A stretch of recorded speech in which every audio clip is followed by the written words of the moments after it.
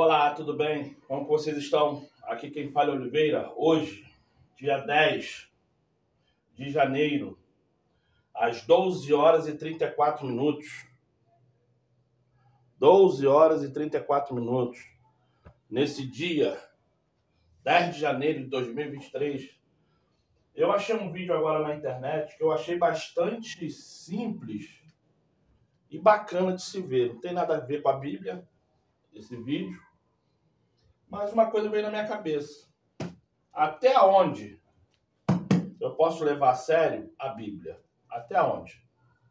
Mas antes, vamos fazer o seguinte. Vou contar até 3 e você ora.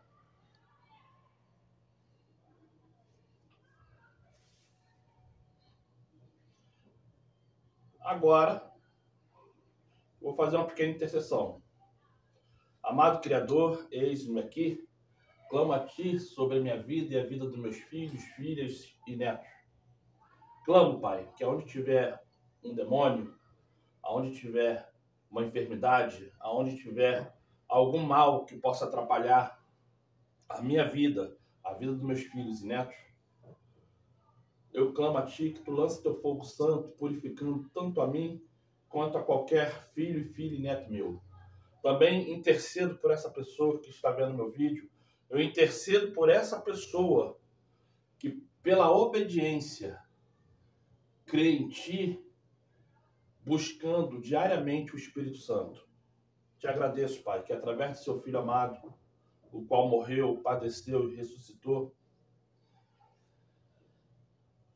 venha cada vez mais nos direcionar o Teu caminho e nos abençoar. Desde já te agradeço. Assim seja, assim seja. Então, gente, vamos abrir em 2 Timóteo? Vamos abrir em 2 Timóteo? 2 Timóteo é lá atrás, perto de Apocalipse, né?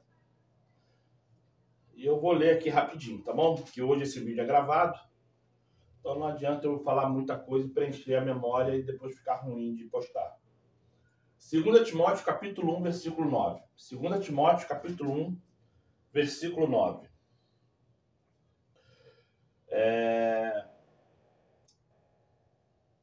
Que nos salvou e nos chamou com vocação santa, não em virtude de nossas obras, mas em virtude do seu próprio desígnio e graça. Essa graça que nos foi dada no Salvador, antes dos tempos eternos, foi manifestada agora pela aparição do nosso Salvador. Ele não só destruiu a morte, mas também fez brilhar a vida e a imortalidade pelo Evangelho, para o qual fui constituído pregador, apóstolo e doutor. Não estou falando de mim, tá? Eu estou lendo o que está falando aqui. Mas por que eu estou falando isso? Mas por quê? Eu quero só que você entenda uma coisa. Tanto eu quanto você, sendo homem, porque mulher a Bíblia não autoriza, temos que emanar a força do Criador e do Teu Espírito Santo, para que pessoas, quando olharem para nós, entender que o Salvador existe, que o Criador existe. E esse vídeo que eu vou mostrar agora não tem nada a ver com Bíblia, tem a ver com a história do homem, tem a ver com a história do mundo, para que vocês venham entender que o sistema é mentiroso, que o sistema ele quer inventar uma coisa para você, para cada vez mais você ficar perdido, perdida. Vamos em 2 Timóteo também, continuar aí na 2 Timóteo, capítulo 3, versículo 6. 2 Timóteo, capítulo 3, versículo 6.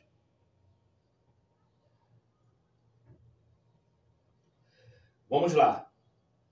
Entre estes se encontram os que se introduzem nas casas. Desculpa, não é 6, é 16. Vamos lá. 2 Timóteo, capítulo 3, versículo 16. Eu li errado aqui, tá?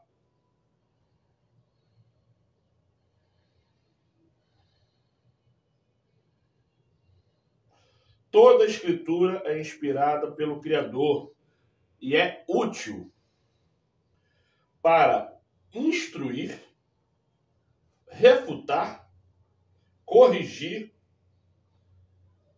e agir com justiça, ou colocar justiça, a fim de que o homem seja perfeito, qualificado para toda boa obra. 2 Timóteo, capítulo 3, versículo 16 e 17. Por que eu estou falando isso para você, meu caro amigo, minha cara amiga? É simples. É para você entender. Esse vídeo que eu vou mostrar agora é um vídeo importante. Não porque eu quero que seja importante para você. É porque eu quero que você desperte. Que você entenda.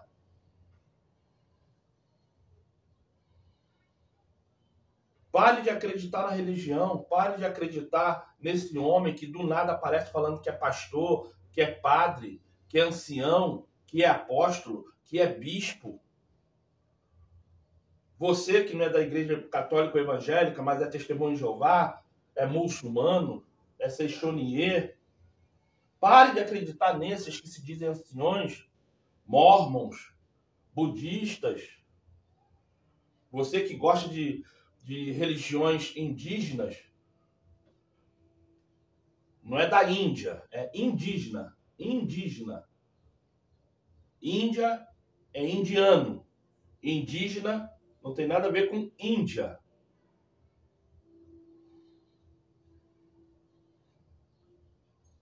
Você que adora falar que é macumbeiro, porque você acredita no que o sistema fala, que a verdadeira religião africana é o que recebem demônios, guias. Isso é mentira. Isso é mentira.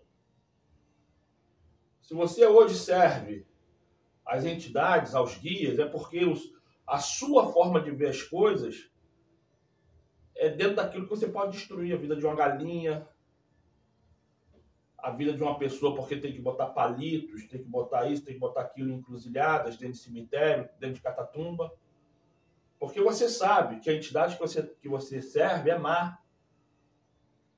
Você sabe. Ali não tem nada de bom. Bom é aquilo que eles te enganam quando você pede um homem, uma mulher, um carro, uma vaga. Aí eles te dão lá, mas sua vida nunca vai para frente. Sempre acontece alguma coisa que você perde.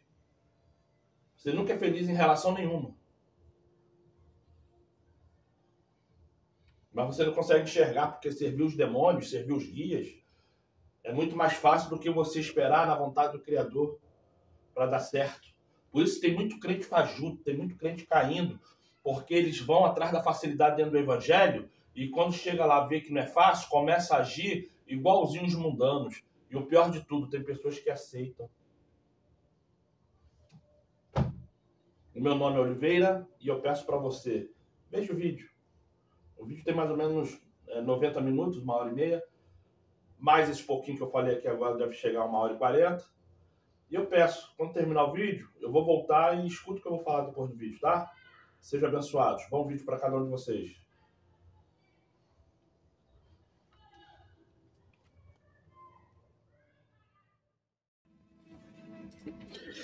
Olá, olá, sejam todos muito bem-vindos ao canal Além da Nuvem. Quero aproveitar então já para ir dando boa noite a quem for chegando aqui hoje, tá? Sejam bem-vindos aí ao canal Além da Nuvem. E hoje nós vamos ter uma live bem interessante aí de um assunto, né? Que eu gostaria de comentar com vocês aí, que é um dos segredos aí mais interessantes e menos comentados, tá? Deixa eu só organizar aqui, deixa eu tirar a música. E vamos lá. Ok. Pausado. Então, uma boa noite a quem já está presente aí para essa live de hoje. Então, quem for chegando aí, se quiser comentar já aonde se encontra, da onde está falando aí, para a gente dando uma boa noite enquanto a gente vai começando essa live. Obrigado também. Deixa eu agradecer aqui, aproveitar e deixar mais um recadinho rápido aqui. Pessoal, eu retirei alguns vídeos aqui do canal Além da Nuvem, tá?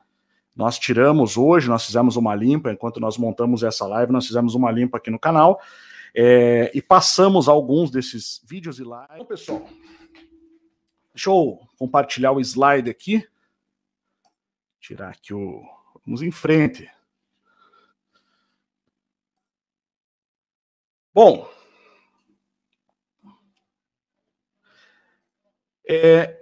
o Graham Hancock, tá? Ele é um jornalista investigativo. Recentemente, agora, o Netflix lançou uma série feita com esse jornalista, tá? Deixa eu só tirar aqui, deixar no mutado meu celular, senão... Ele é um jornalista investigativo da arqueologia oculta, né? Ele traz descobertas muito interessantes sobre a pré-história da humanidade. E ele é bastante combatido pelos arqueólogos, né? Justamente porque ele faz um trabalho parecido com esse trabalho que nós fazemos aqui no Além da Nuvem. Só que ele vem fazendo isso já há algumas décadas, né? Questionando a arqueologia, buscando evidências. Então, recentemente, achei bem interessante que o Netflix resolveu fazer uma série com ele. Uma série chamada Revelações Pré-Históricas. E essa série, Revelações Pré-Históricas, eu até comentei numa live anterior que nós fizemos aqui, Além da Nuvem, tá? Sobre essa série. Só que assim, eu gostei muito do primeiro episódio e eu falo para vocês que vale a pena assistir, tá? Vale a pena assistir, só que tem algumas coisas que, a partir da segunda, do primeiro episódio, impecável, tá? Que é o que vai falar sobre Gunung Padang, que é o que hoje nós já vamos entrar nesse assunto. Mas tem outros episódios depois que são bons também, só que ele tem uma visão que, em alguns momentos, eu deixo esse alerta, né, que eu não concordo muito, porque ele traz, por exemplo, quando ele vai falar sobre Quetzalcoatl, que é a divindade asteca, que é a mesma Viracocha dos Incas ou Kukulcã dos Maias, ou qualquer outra divindade antiga que os povos antigos tinham como um ser sobrenatural, né, como um ser divino, ele traz como se fossem pessoas. Por exemplo, a serpente emplumada dos astecas, ele vai dizer que é alguém que veio de navio, de uma civilização mais avançada e trouxe a civilização ali para os maias, né? Eu discordo disso, né? Eu acho que essa visão é um pouco materialista, porque ela vai presumir que tudo aquilo que é tido como algo além da nossa compreensão atual, que nós podemos chamar de sobrenatural, ele vai trazer para o âmbito material. Eu não acho isso muito interessante. Mas tirando essa única ressalva que eu tenho com o trabalho dele, eu acho o trabalho dele sensacional, fantástico em termos de pesquisa arqueológica, né? Impressionante. Como alguém que já teve suas próprias vivências e percepções e experiências, né? Eu não posso ir contra aquilo que eu mesmo tenho pesquisado na minha vida e descoberto. No entanto, a série em si é muito boa. A série ela tem várias descobertas sobre arqueologia proibida, né? Ele tem uma frase que ele diz no começo, que eu me identifico muito, que é a seguinte: ele deseja derrubar, né? Entre aspas, eu quero derrubar os paradigmas da história. E eu concordo com ele nesse sentido. Então, isso vai entrar no ramo da arqueologia proibida, da história oculta, né? Isso, evidentemente, vai remover alguns dos véus que cobrem a humanidade em relação ao seu próprio passado, em relação a conhecer a si mesma, seus ancestrais, sua própria ancestralidade, né, sua própria história. Tá? A arqueologia proibida é um tema que não tem como você analisar através da ótica materialista, porque, evidentemente, você precisa do transcendente e você precisa do mitológico, você precisa dos elementos que correspondem à história e às tradições orais dos povos, ou seja, as mitologias, né? Por exemplo, quando você vai analisar as pinturas egípcias, né, os hieróglifos e os desenhos retratados nos templos, você tem ali personagens antropomórficos, você tem gigantes, né, como nessa imagem que nós estamos vendo aqui. Blocos que são utilizados para construir monumentos egípcios, como as pirâmides, e você tem ali grandes pessoas do tamanho de um obelisco. E quando você vai ver os obeliscos do Egito, eles são obeliscos muito grandes, né? Os blocos que você vê sendo retratados, né, caso essa comparação evidentemente esteja correta, eles têm um tamanho muito grande, né, para ser carregado por um ser humano comum, de tamanho normal atualmente. Só a título de informação, a nossa história oficial, ela presume que em torno de 6.000 anos atrás, ou seja, 4.000 anos antes de Cristo, é o período em que as primeiras civilizações começaram a surgir, com as primeiras construções e edificações. E que antes desse período, 4.000 anos antes de Cristo, os humanos eram apenas caçadores e coletores. Eles não conseguiam fazer monumentos. Para você ter uma ideia, a pirâmide de Gizé, no Egito, a maior pirâmide, a grande pirâmide, ela foi construída entre 2.550 e 2.490 anos antes de Cristo. Ou seja, por volta de 4.550 anos atrás. Tá?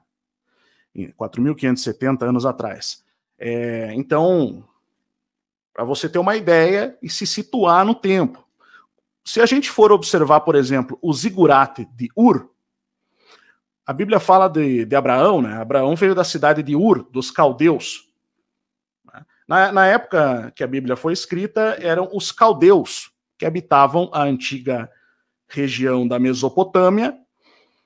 Então ele situava dessa forma. É como você falar assim, 5.000 anos atrás na Bolívia. Claro que há 5.000 anos atrás não existia Bolívia, né? Quando a Bíblia fala Ur dos Caldeus, está colocando uma posição geográfica de um período anterior, tá? E aquela região era a Suméria. Esse zigurate, por exemplo, que você está vendo, que estimam ser o mais antigo, ele é da cidade de Ur, que hoje faz parte do Iraque, o território do iraquiano, e ela foi descoberta, foi a primeira, né, desse tipo a ser descoberta, e teria sido erguida por volta de 2.100 anos antes de Cristo. Tá? Em torno de 4.100 anos atrás. Por ordem de um rei sumério, chamado Ur-Nammu. Tá? Hoje, nós vamos ver um outro local. Né? Só a título de informação, o zigurate é esse tipo de construção antiga. Uma espécie de... é quase uma semipirâmide em degraus. Acreditam que a Torre de Babel, da antiga Babilônia, era um zigurate. Né? Tradicionalmente, acredita-se dessa forma, que ela foi construída como um zigurate. Tá? Esse tipo de construção. Hoje nós vamos para Gunung Padang. Tá? Gunung Padang, basicamente, é um sítio megalítico que fica em Kariamukti, em Java, na Indonésia. Java Ocidental. Né? A ilha de Java, que fica nas antigas Índias Orientais, naquela região.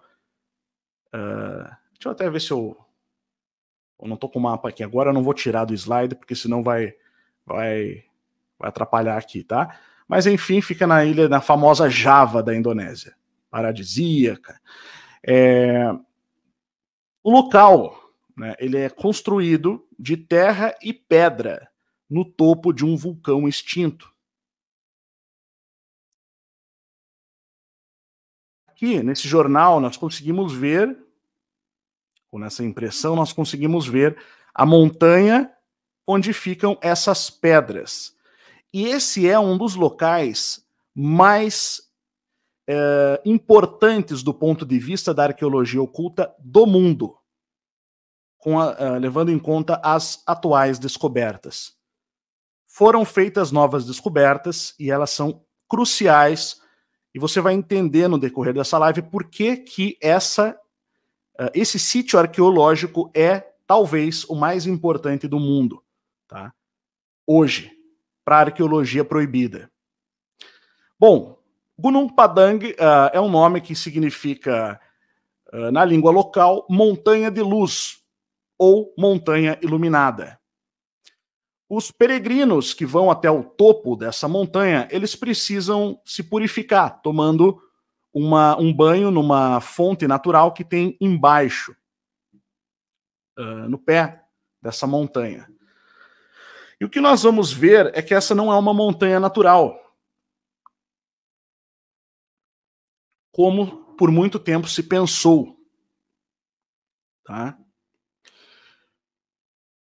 O local é formado por milhares de pedras hexagonais, nomeadas pela geologia de juntas colunares, que seriam formadas por basalto vulcânico resfriado.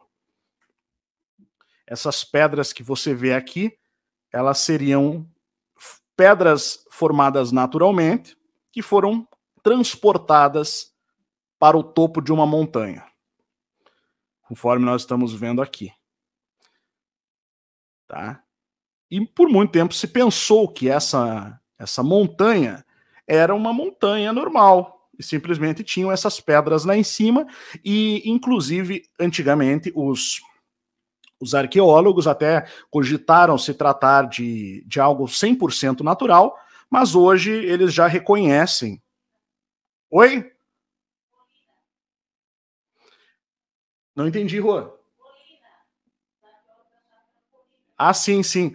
Os arqueólogos pensavam se tratar de uma colina, simplesmente, e que essas pedras estavam lá, né? Com o tempo eles reconheceram que essa montanha, esse pico, esse cume, tinham rochas que foram transportadas por pessoas, né?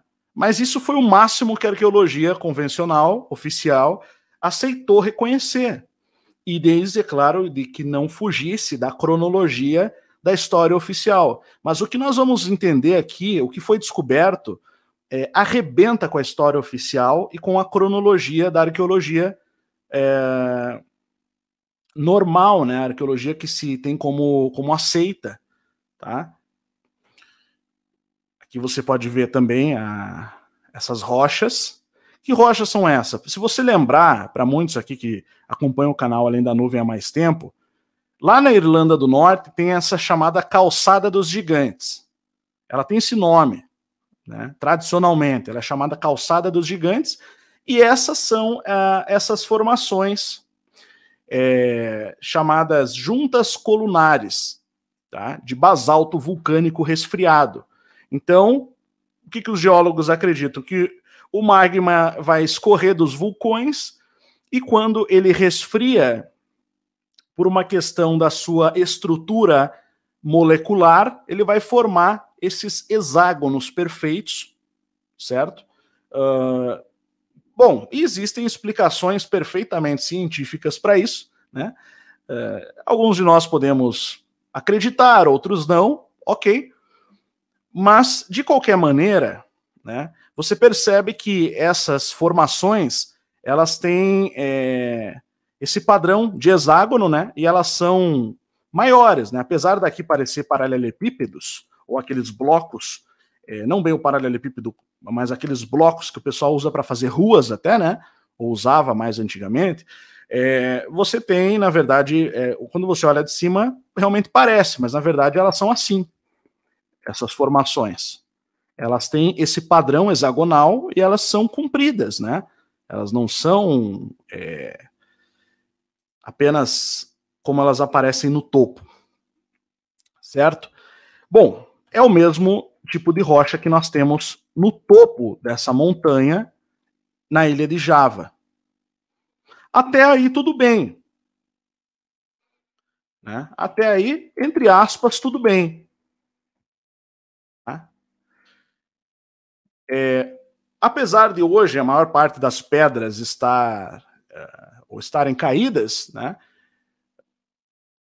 Dá para ver claramente que existe um planejamento arquitetônico, com salas, portas, templos. Quando você olha de cima, você vê que realmente havia uma estrutura nesse lugar e ela caiu por algum motivo. Tá? Mas ainda tem algumas pedras de pé, enterradas ali, parcialmente enterradas, e muito embora você possa até admitir que essas pedras foram formadas naturalmente, é óbvio, e a arqueologia reconhece, que pessoas transportaram elas para o topo dessa colina, dessa montanha. Né? Pessoas levaram, e você vê que elas ainda, mesmo caídas, elas ainda formam um padrão. Tá? Até aí, perfeito. Até com um portão, uma porta, aqui, o que parece ser o que sobrou de uma porta de entrada de um antigo templo. Né? Perfeito. Aí, um arqueólogo, tá, resolveu fazer uma pesquisa. O nome dele é Ali Akbar, tá? E, bom, em 2012 ele analisou o local. Inicialmente, ele, com suas primeiras escavações e tal, ele estimou que esse local tivesse aí 2.000 anos, aproximadamente. Tá? Deixa eu só deixar um recado, pessoal. Tá passando uma mensagem embaixo aí. Quem quiser apoiar o canal pode apoiar se tornando membro. O Pix do canal está passando aí também na tela aí, né, para quem quiser, tá? Ajudar o canal aí tá passando a chave e-mail, canalalendanuvem@gmail.com. E os nossos cursos estão lá no institutolicentia.com, tá? Tem os links na descrição aí. E também vai ficar no comentário fixado depois, ok? Bom, então, dando sequência, na época ele estimou que esse local tivesse apenas 2.000 anos de idade, o que não seria um problema. 2.000 anos, beleza, lá pelo ano 0, né, primeiro século depois de Cristo, está dentro da cronologia normal. Até aí não teria nenhum problema. Muito embora, hoje, nós temos uma informação nova. Nós já vamos chegar em quem conseguiu descobrir ela. Existem, sabe quantos blocos como esses nessa montanha? Cerca de 50.000 blocos. Alguns chegam a pesar 1/3 de uma tonelada, né, por volta aí de 330 quilos, e todos eles foram transportados até o topo dessa montanha. Tá?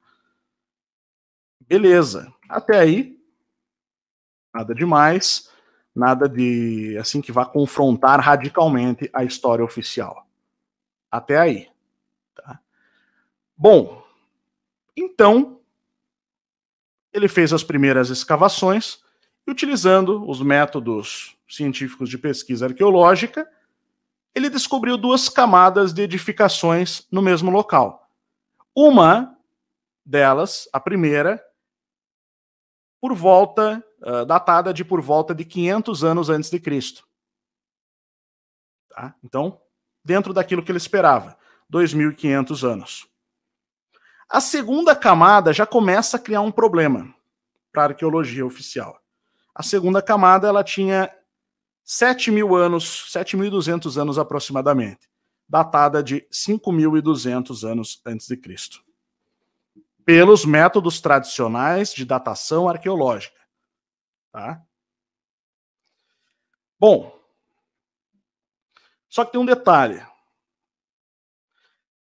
Para a história oficial, nessa época, não haviam civilizações capazes de construir edificações como essas de Gunung Padang.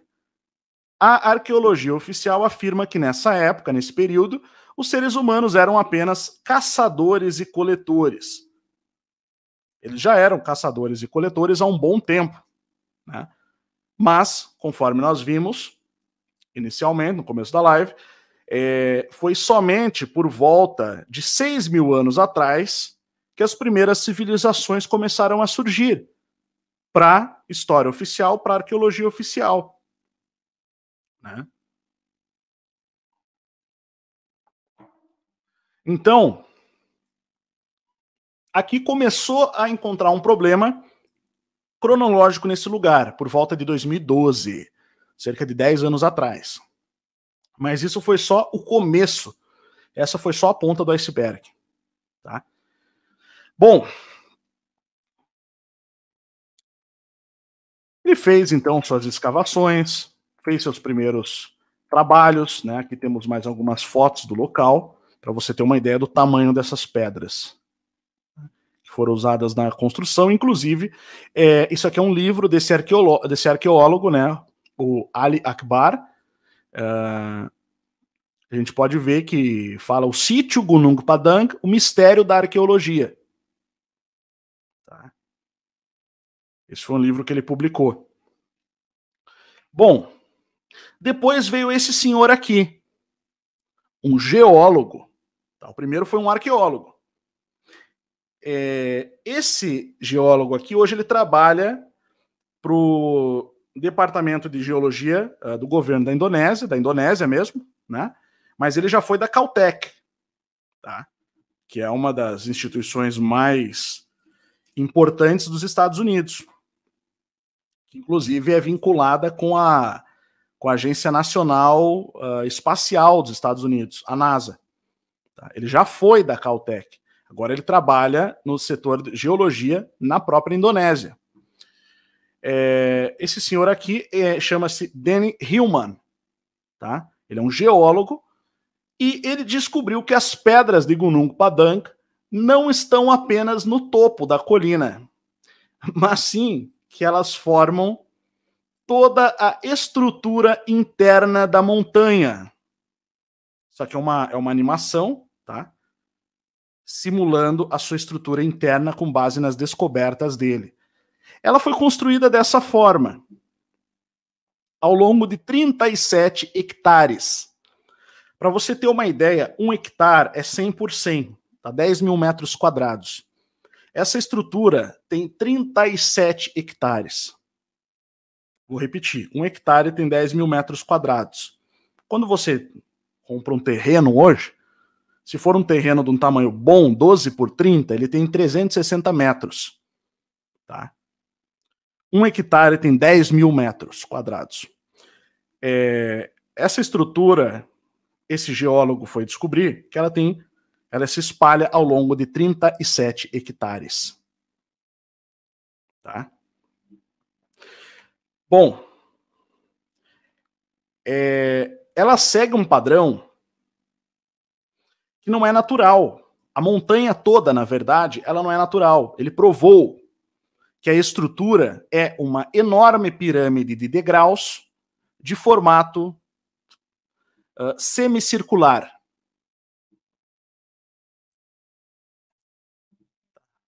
Como nós estamos vendo aqui. Uma pirâmide de degraus, né, que vai construindo em níveis, conforme... Muito parecido, inclusive, com o que os incas faziam, né? Se você for observar, mais ao estilo inca. Só que na Indonésia, em Java. Tá? E numa época que está fora do lugar para a nossa arqueologia. É aqui que começa a coisa a ficar bem complexa. Tá? Aqui nós temos as direções, né? Norte, o alinhamento, norte, sul, leste, oeste, que ela foi construída. Tá?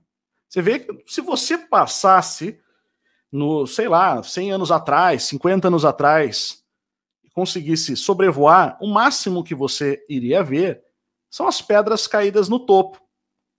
O resto é selva, o resto é floresta. Tá? Então aqui nós temos um desenho de como que parece como que essa estrutura foi mapeada. Tá. Se você observar, os degraus todos foram construídos com essas pedras. Então foi a partir do estudo dele que se chegou ao número de 50 mil pedras dessas que nós vimos, que chegam a pesar aí 300, 350 quilos cada uma, essas pedras aqui.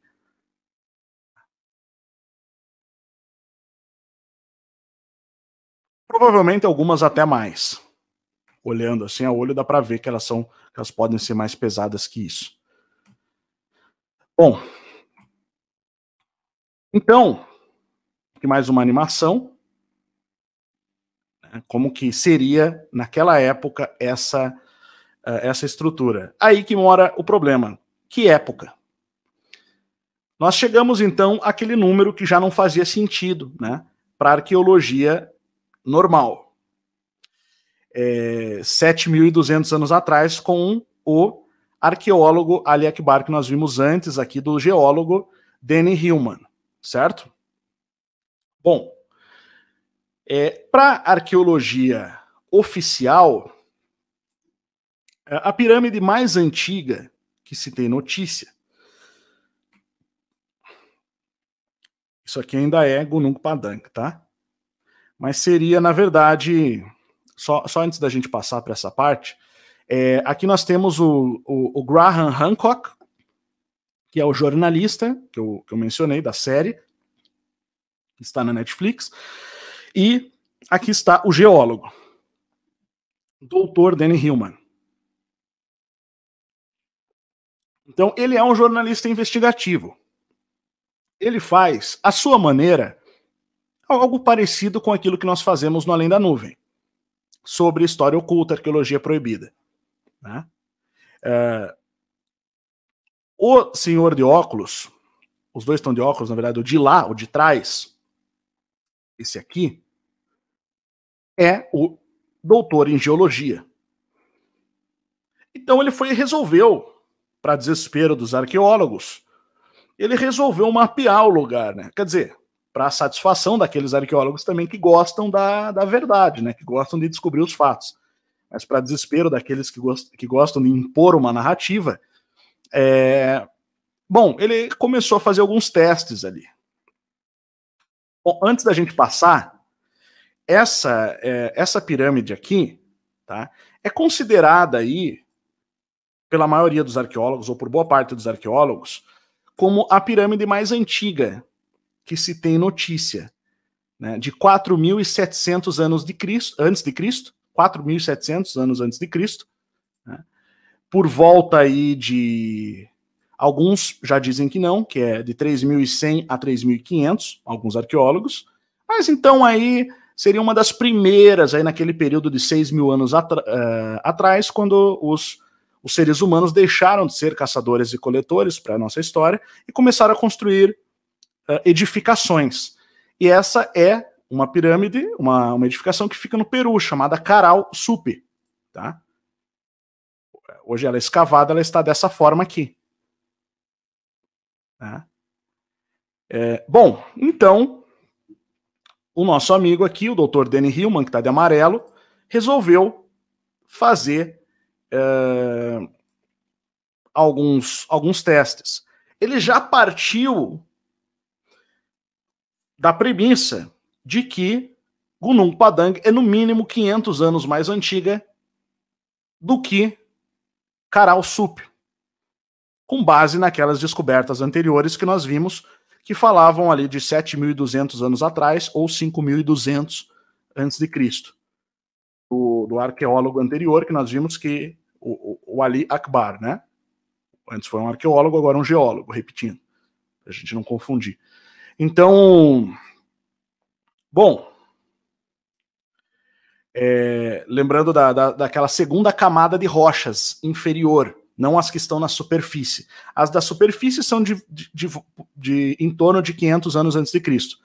Embaixo, eles já encontraram uma camada de estruturas construídas, artificiais, ali datando de 5.200 anos antes de Cristo, o que já é mais antigo do que a mais antiga estrutura reconhecida pela arqueologia. Só isso já seria algo fantástico e fenomenal para a história e para a arqueologia. Só que tem um detalhe, essa foi só a ponta do iceberg. Então ele cavou ainda mais fundo, utilizando 3 métodos diferentes, tá? Para verificar se existiam construções no interior da montanha. Primeiro método, GPR, que é um radar de penetração do solo. O que isso faz? Basicamente, ele vai emitir ondas de rádio, né, direcionadas a uma certa profundidade. E quando elas atingem alguma coisa, um objeto, algo diferente em termos de espessura, de dureza, essas ondas vão ricochetear, porque as ondas elas batem, né?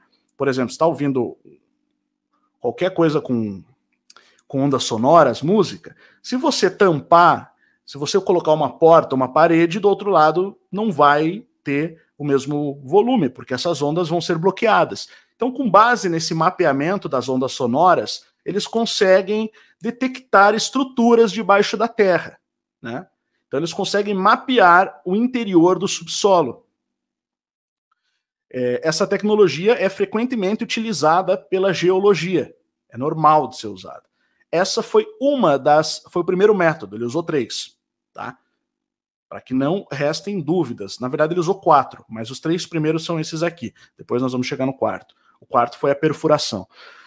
Bom, o primeiro foi o GPR, então, o radar de penetração do solo, tá? O segundo foi um método que usa energia elétrica.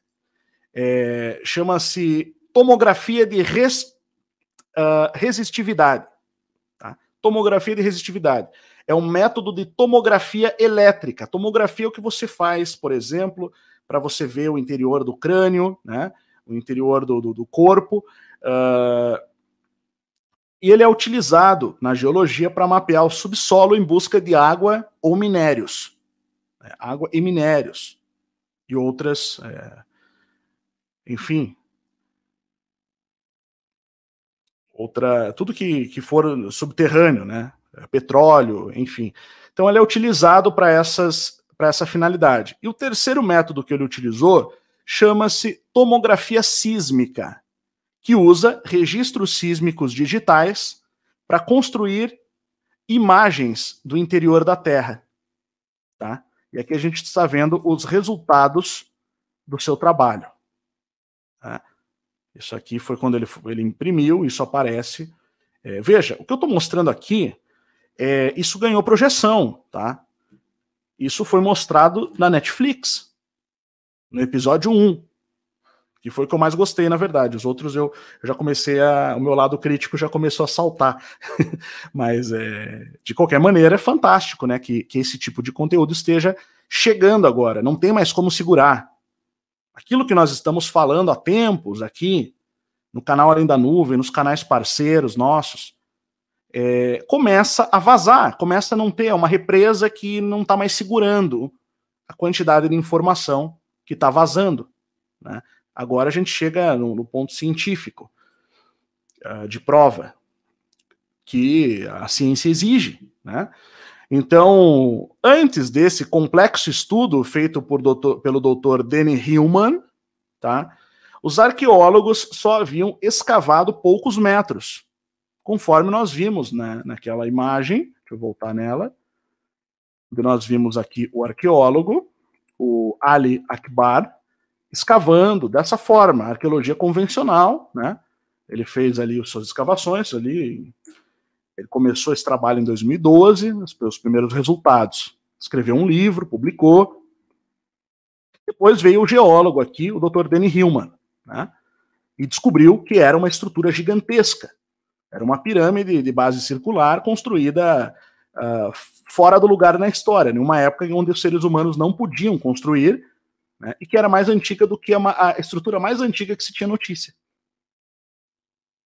E é considerada, pelo menos para a arqueologia, a mais antiga das Américas. A civilização mais antiga das Américas. Essa do Peru aqui, de Caral Supe, né? Bom, então, voltando ao resultado do nosso geólogo, Dr. Danny Hillman, ele encontrou 3 câmaras, diversas estruturas, como paredes, câmaras retangulares, perfeitas, e estruturas gigantes interligadas no interior da montanha. Quer dizer, na verdade, a montanha era uma estrutura, né?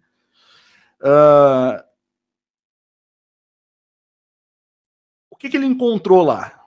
Como resultado desse estudo, ele encontrou 3 câmaras retangulares grandes, interligadas, o que confirmou as suspeitas de que aquela montanha era, na verdade, uma enorme estrutura. Uma pirâmide de formato semicircular, o que por si só já é algo bastante incomum. Não é uma pirâmide triangular, ou de base quadrada, né, na base, ou um zigurate. Era uma estrutura, conforme nós vimos aqui, de formato meio que retangular ovalado, né? E de níveis, gigantesca, que hoje parece uma montanha, porque a terra foi se acumulando, chuva, milhares de anos, árvores nascendo, e você olha e você vê uma montanha, mas não era. Agora é que vem a melhor parte. Bom, aqui está uma simulação computadorizada da estrutura no interior, tá? Das câmaras interiores, que ele conseguiu mapear usando esses 3 métodos que eu acabei de relatar. O radar de penetração do solo, a tomografia de resistividade e a tomografia sísmica, né? E antes disso, os arqueólogos só haviam escavado poucos metros.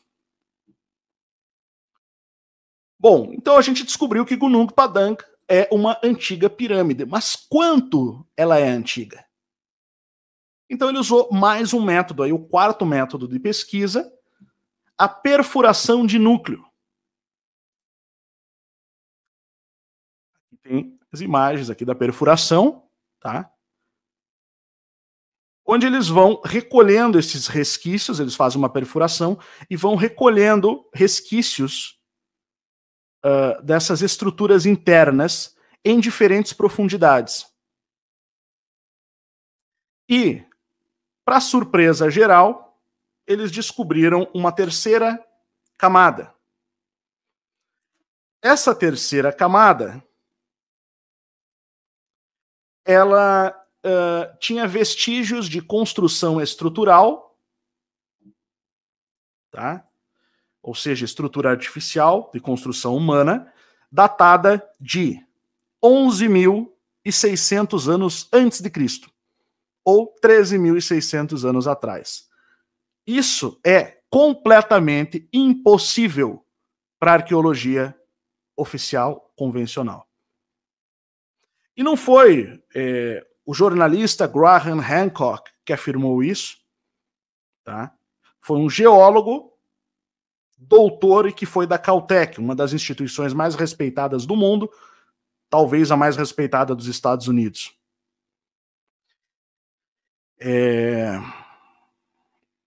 Para você ter uma ideia da importância da Caltech, a Caltech, os astronautas da NASA, tá, eles têm que passar pela escola preparatória para astronautas, que é vinculada à Caltech. Tá. Ela tem assim um grau de importância muito grande para a ciência. Mas, enfim, o Danny Hillman, o doutor Danny Hillman, ele descobriu, então, com base nesses estudos, com esse 4º método, depois de descobrir toda a estrutura interna, com os 3 métodos anteriores,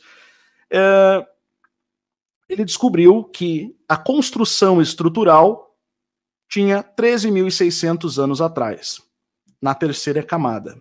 Tá?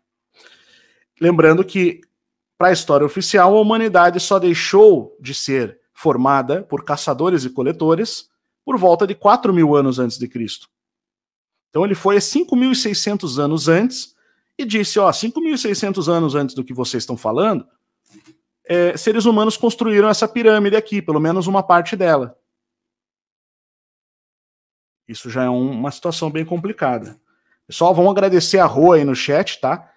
Que ela que foi separando essas imagens para mim enquanto eu fazia a pesquisa, ela foi montando aqui para a gente sincronizar, tá? Então ficou o dia inteiro hoje preparando essas imagens para a gente aí, tá? Então, agradecendo a Rô, muito obrigado aí que tá, né, com a gente aqui. Tá fazendo a moderação, né, a Rô, minha esposa, então ela me ajuda muito aí nos materiais aí que a gente traz para além da nuvem, tá? Então eu tô aproveitando para agradecer aqui. Bom, e só como se não bastasse, ainda não acabou. Tá? Além dessa terceira camada, ele encontrou uma quarta camada, abaixo dos 30 metros de profundidade. Tá? Uma camada que datava de 24 mil anos atrás. Que tinha vestígios de construção estrutural. Que foi construída por seres humanos há 24 mil anos atrás. Isso é ainda mais impossível do que a anterior, né, de 13.600 anos atrás. Tá?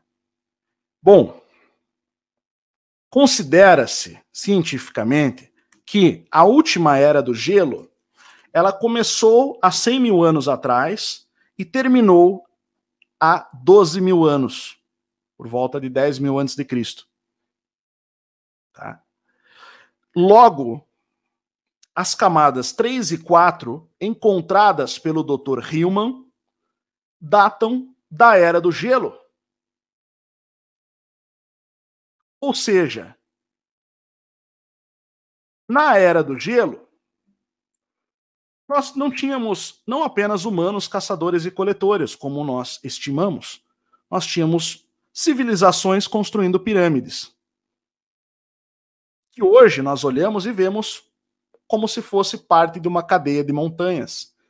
Só que, na verdade, é uma mega estrutura feita há 24 mil anos, segundo os dados mais recentes, arqueológicos e geológicos, do Dr. Danny Hillman.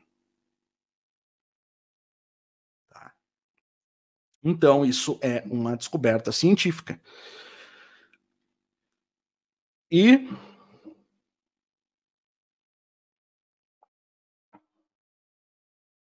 eu avançar aqui. Bom, acontece que naquele período, tá, a ilha de Java, na Indonésia, ela não era apenas uma ilha. Né?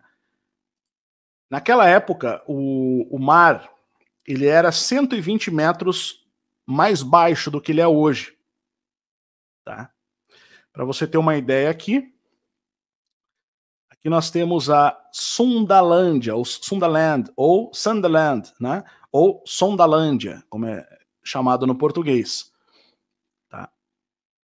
Esse era o tamanho da região formada pela atual Indonésia naquela época.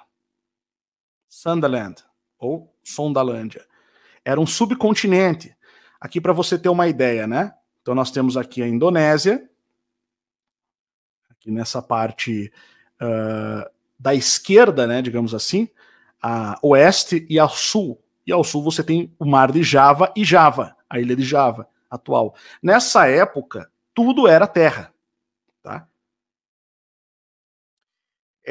O próprio Graham Hancock, que fez essa cobertura jornalística dessas descobertas e que acabou se tornando o primeiro episódio dessa série da Netflix, ele fez vários mergulhos em 1998, né,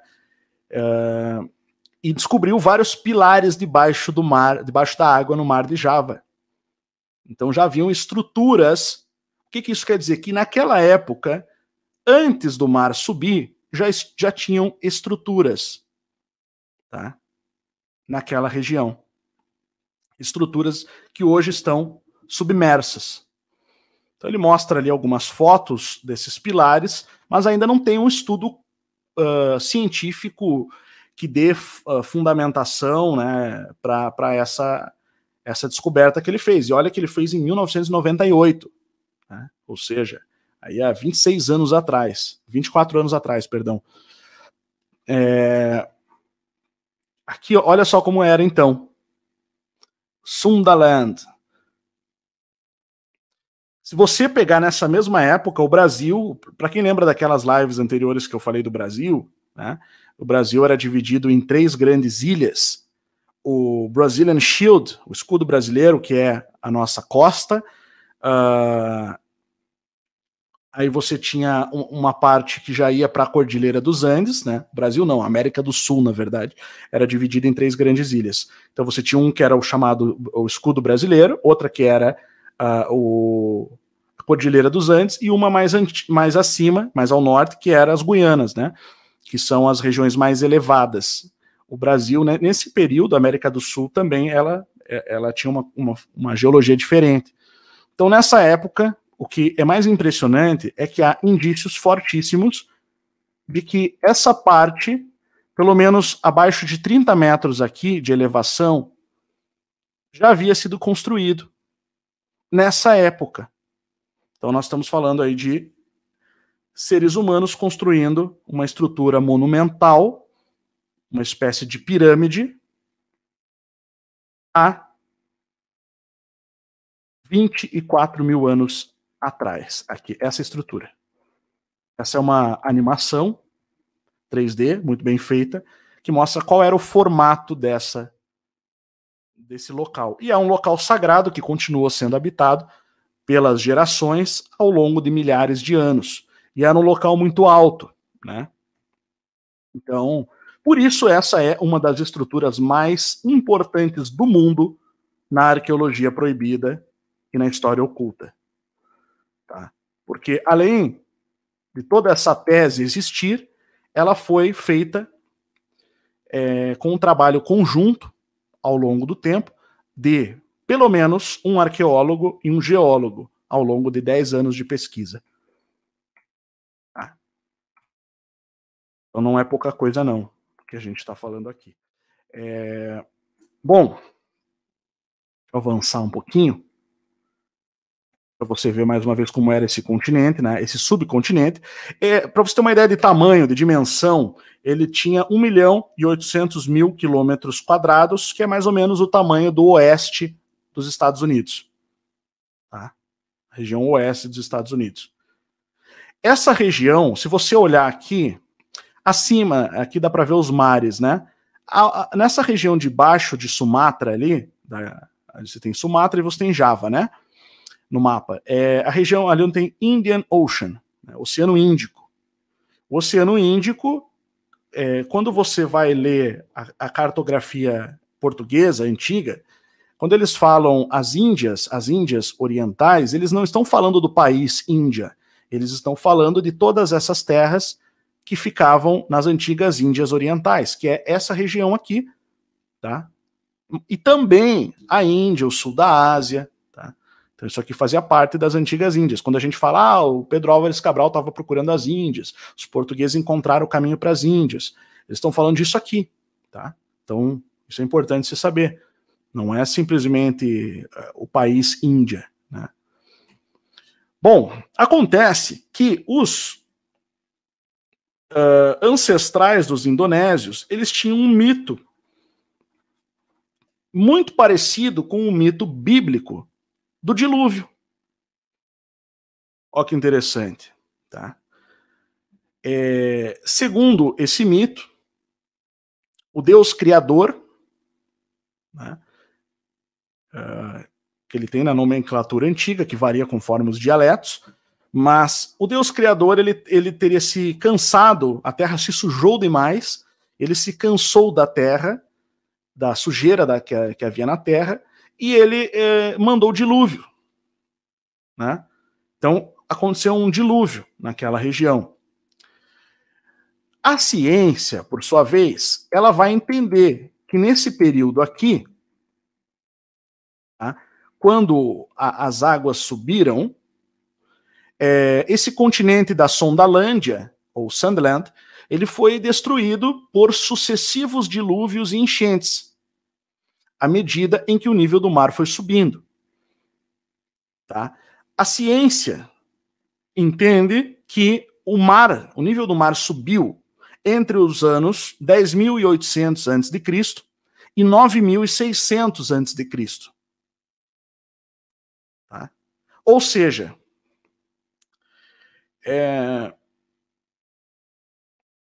isso aconteceu e transformou a antiga Sondalândia no que hoje é a Indonésia e demais ilhas do Pacífico e do Oceano Índico. Tá? Acontece que existem vestígios de construções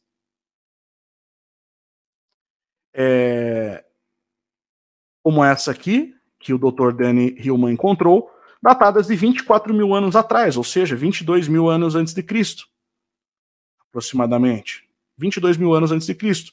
O que dá cerca de 12 mil anos antes das águas subirem. Né? Das águas subirem, transformando a Sondalândia na Indonésia que nós temos hoje.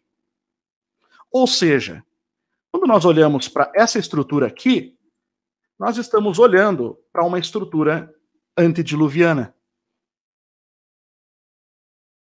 E é isso que faz dessa estrutura tão importante.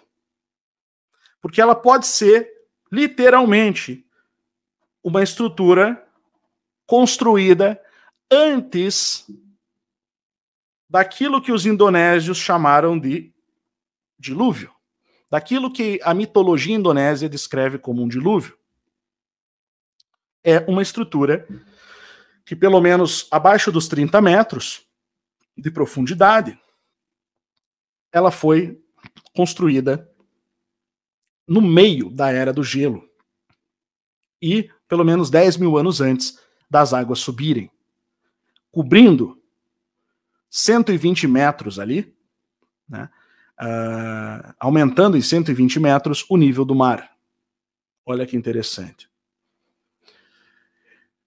Então, lembrando também, tá, pessoal, que os índios, né, quando os povos brasileiros, os povos nativo-americanos, eles receberam esse nome de índios porque é o mesmo nome que era dado para os habitantes das antigas Índias.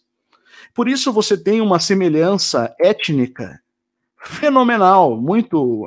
se você pegar vamos pegar o doutor aqui, né, o doutor Danny Hillman. Se você olhar, por exemplo, a etnia, o biotipo do peruano, do boliviano, né, o tupi também, né, um pouco parecido, diversas tribos indígenas da Amazônia, eles se parecem muito etnicamente com esses povos indígenas das Índias, né, das Índias Orientais, da Indonésia, da atual Indonésia. Né? Então, isso poderia também explicar essa diferente configuração do oceano, enfim, né, poderia explicar essas semelhanças. Na verdade, existem algumas semelhanças que nós mostramos até num vídeo do canal Além da Nuvem, de pirâmides, né, que você tem, por exemplo, no México, na Nicarágua, que são muito parecidas com pirâmides que você encontra nas Filipinas, ali que é do lado da Indonésia, que nós estamos falando aqui. Né? Então existem algumas coisas muito mal explicadas ainda pela história, onde as respostas podem estar nessas novas descobertas aqui do Dr. Danny Hillman. Então, isso é realmente fantástico. Deixa eu avançar um pouquinho, a gente voltar. Então eles têm esse mito do dilúvio, né, na Indonésia. Nesse mito, então as águas subiram, e quando as águas estavam quase cobrindo toda a terra, o Deus Criador, segundo os indonésios, escolheu ali um casal, né, ele se arrependeu de ver a situação, muito parecido com o relato bíblico, né, onde Deus também olha e se arrepende de ver toda a humanidade morrendo ali e tal. E ali ele ficou com pena, né? Acho que é nesse sentido que ele quer dizer, né? Ou se arrependeu, e escolheu um homem e uma mulher ali que foram repovoar a terra. Esse é o mito do dilúvio indonésio. Olha que interessante, muito parecido com o mito do relato bíblico, né? A China também tem um mito de um dilúvio, tá? Que envolve um dragão, que envolve um pescador, e o pescador também está presente na mitologia da Índia, da antiga Índia. Tá? Esse dilúvio, a figura de um pescador de nome Manu. Nós sabemos, isso eu já expliquei no curso Verdadeira História do Brasil, já falei várias vezes, mostrei fontes de livros de 1900, 1800 e pouco, de linguistas, né, dos filólogos da época, que faziam esse estudo das línguas antigas, eles iam fazendo um caminho de volta das línguas, muito interessante, onde a palavra Manu, no sânscrito, ela significa homem. Tá? Olha que interessante. Quando você entende isso, muita gente se pergunta, né? Por exemplo, no relato bíblico do Novo Testamento, você tem um episódio onde um anjo aparece para mãe de Jesus, para Maria, e vai falar que ele vai ter um filho que vai se chamar Emanuel, que ela vai ter um filho que vai se chamar Emanuel, que significa Deus conosco. Aí você tem a explicação no sânscrito. Olha que interessante. No curso Verdadeira História do Brasil, a gente traz muito bem fundamentada essa emigração dos povos da antiga Índia, né, dos descendentes de Joktan, chegando até as Américas.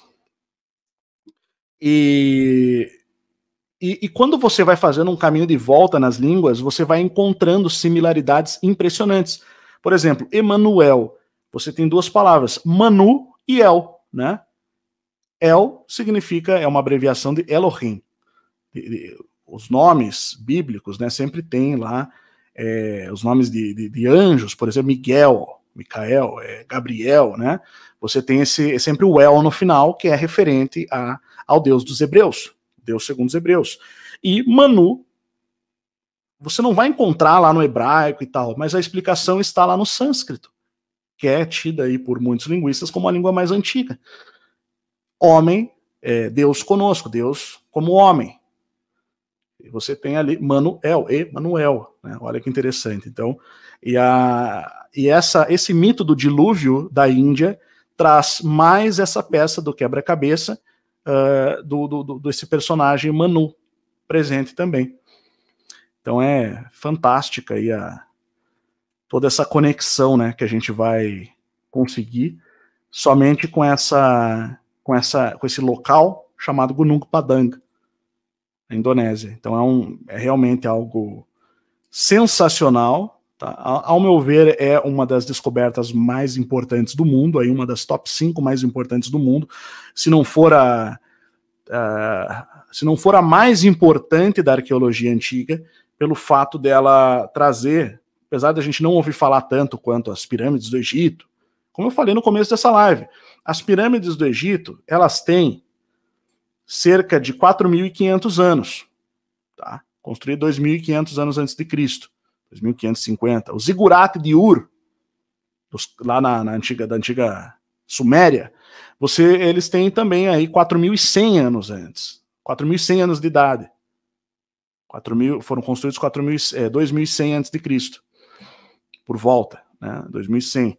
Então, agora a gente está falando de uma estrutura que, segundo o geólogo, baseado em 4 métodos diferentes que ele utilizou, ele concluiu exatamente isso, que esse local tem 24 mil anos, ou seja, ele é quase 5 vezes mais velho, mais antigo do que a grande pirâmide do Egito, ou o Ziggurat da Babilônia, o Ziggurat dos Sumérios.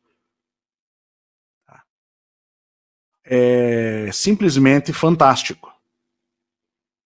É uma estrutura que pode ser, de fato, uma comprovação de que a humanidade construía edificações complexas no meio da Era do Gelo.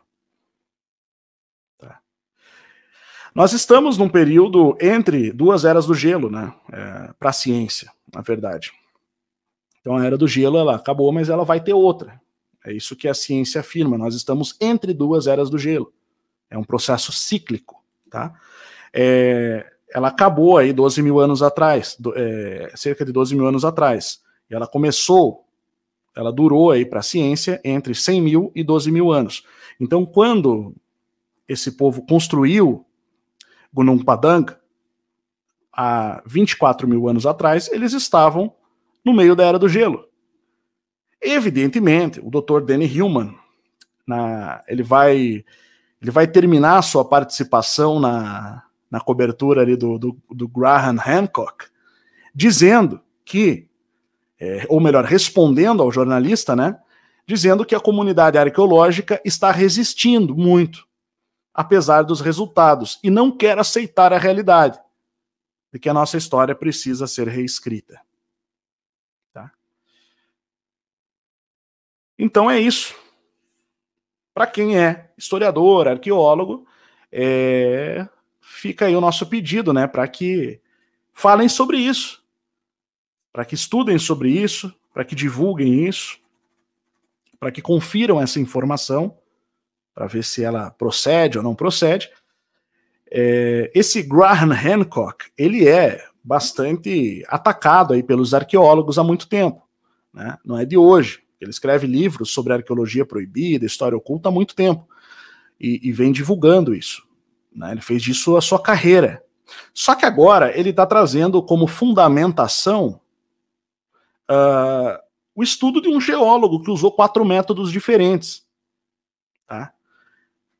E deixa eu te falar, essa não é a única descoberta que ele está divulgando, homérica. É apenas uma delas. Tá? Então é simplesmente fantástico aí isso que está acontecendo. Deixa eu fazer uma coisa aqui. Compartilhando a tela. Pessoal, lembrando, Instituto Licentia, tá? Venham estudar conosco, apoiem esse trabalho, façam parte, quem já é aluno renova, né, vale por 1 ano, pacote licenciado, todos os cursos do Instituto por apenas R$300, e nós vamos lançar aí, deixa eu mostrar uma novidade, a gente vai lançar um outro, né, um outro material, agora em 2023, tá? Para quem entrar e já vai ter acesso, já vai ter direito, que nós temos a verdadeira história do Brasil, que está em processo. Essa semana, só para vocês terem uma ideia, tá?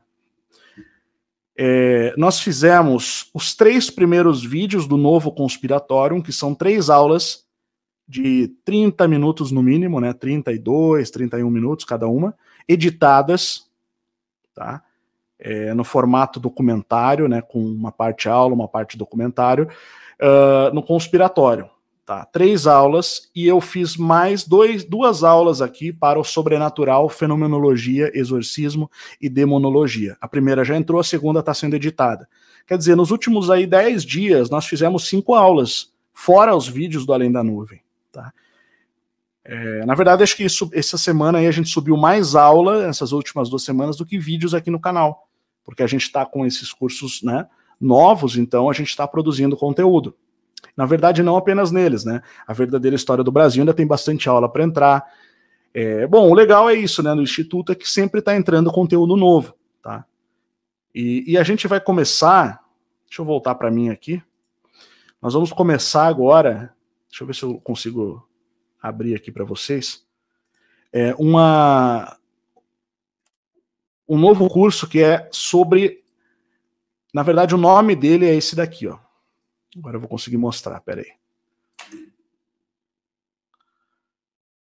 eu mostrar, deixa eu só abrir aqui em outra janela a imagem, fica melhor. Ok.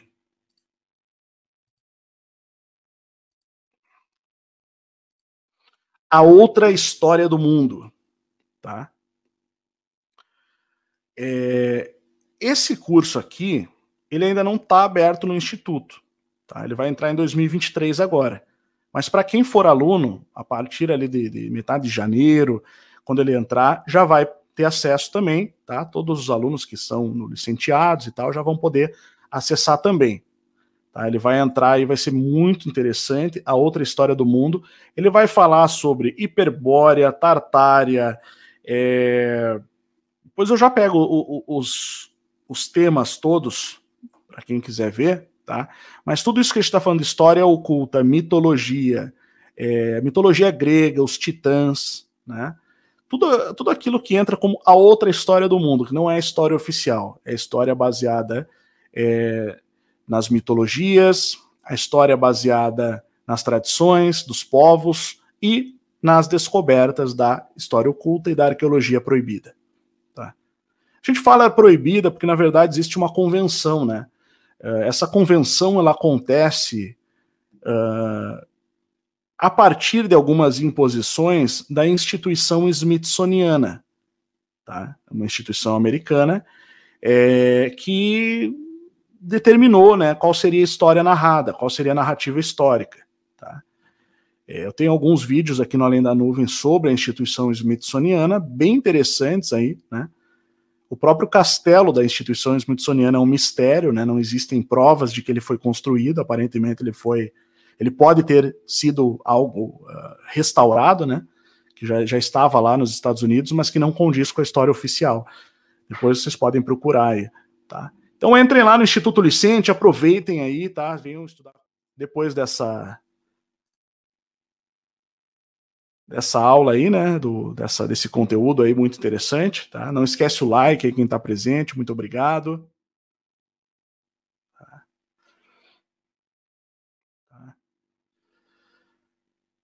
Então, obrigado a todos aí pela presença.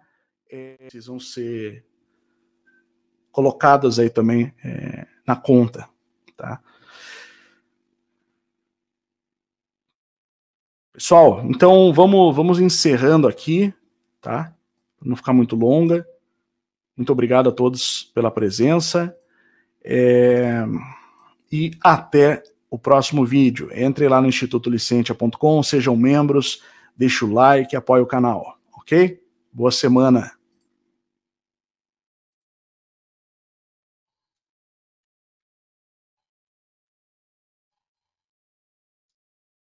Agora que o vídeo terminou, eu peço que você abra o livro em Josué. Vamos lá? Pega a sua Bíblia, abre a Bíblia em Josué. Josué é logo depois do Pentateuco, tá? É lá no comecinho da Bíblia. Vamos lá? Josué, capítulo 1, versículo 9. Josué, capítulo 1, versículo 9.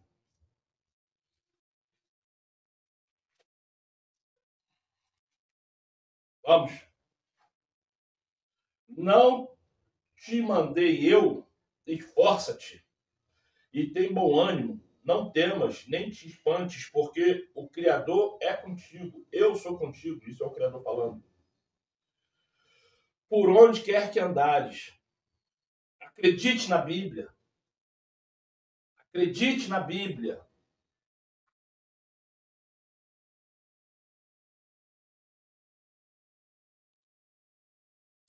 Salmos 138, vamos lá para terminar. Salmos 138.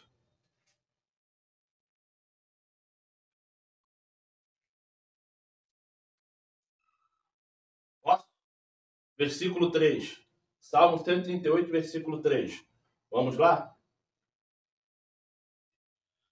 No dia em que eu clamei, me escutastes e alentastes com força a minha alma. Alma significa corpo. 2 Timóteo capítulo 1. 2 Timóteo capítulo 1. Eu estou correndo, porque como já falei, isso aqui é gravado. 2 Timóteo capítulo 1. Versículo 7.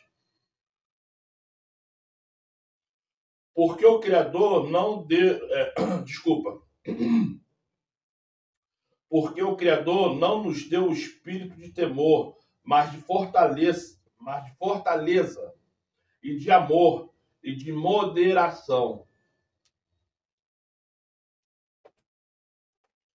meu amado, minha amada, eu não sei qual é o seu nome, não sei se você é barrigudo igual a mim, clarinho, escuro, magrinho, pele e osso, se é alto, se é baixo. Mas o que eu posso falar para você que o espírito do Criador que está em você é espírito de força, de coragem. Não desista e nem tampouco entenda que esse vídeo que eu botei agora foi para desviar sua fé, e sim para você ter um conhecimento humano, histórico, para você sair da falácia, da infantilidade, do neofilismo. Seja forte, estude a Bíblia, guarde a lei. Deuteronômio 5, versículo 7 ao 21. Êxodo, capítulo 20, do versículo 3 ao 17. O meu nome é Oliveira e te agradeço por mais uma vez você ficou até o fim do vídeo. Compartilha, dê um like, se inscreva no canal.